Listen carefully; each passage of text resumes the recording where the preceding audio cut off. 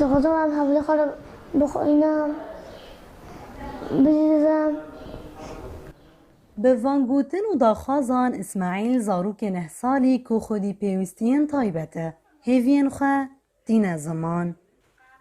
اسماعیل کجدایک بونه دا آستانگبار بویه مرا قاویش خواندنه را پره لیجیانا در بدر بونه هر وها نبونا دبستان تایبت به آستانگباران زحمتیان پیدا دکه. اسماعیل پر مرقی خواه سر مکتب ابی معصیم سبیرا دبی دگونه خودی که مداخل در و اکی خود قطعی مکتب سیر کن شتا دگو اکی مکتبی خوشی مسئولی که نشون 20 سالی دن ما مستر مرا حواره کرن گوتنانی برواره همه بری آری کار بن در بن برای علمین در بکن برای سالی دیدی ما برشون کیف کرد در که خود چی مکتبی هات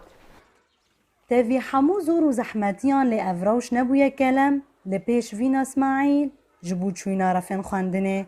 که ماموستین دبستانا کلتنشتا مالاوی دکفه بیراد بن آلی کار و لپس نیددن. درسات ماجي الفر تنا يقود دبستان صغلام جوان روارن فاكرن بطيبات تجوي تندر روشيد وكي اسماعيل الهمبر بيجي ما ناخذ اسماعيل فيربيني زمان قطب به طيبات زمان خوي ضايك دبينه زارك بتمني ويتن دبستان فيردبن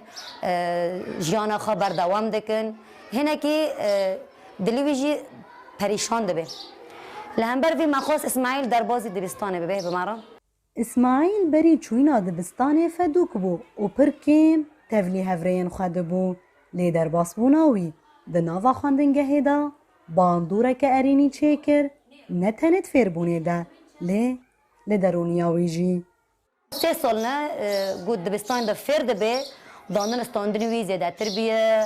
دهند رفیق خود برسه واده ده آلی زانستی هنه که خود تبلی وانای جیده که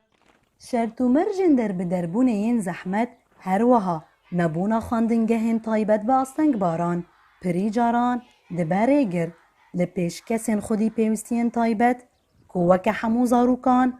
بخوینن. اسماعیل جی اره تفلی رفن سرطایی بویه لیش بوس بروجه پیوستیاوی به دبستان کجرا و شاوی را گنجاو به هیا. نوروز را شدنگ امریکا شهبا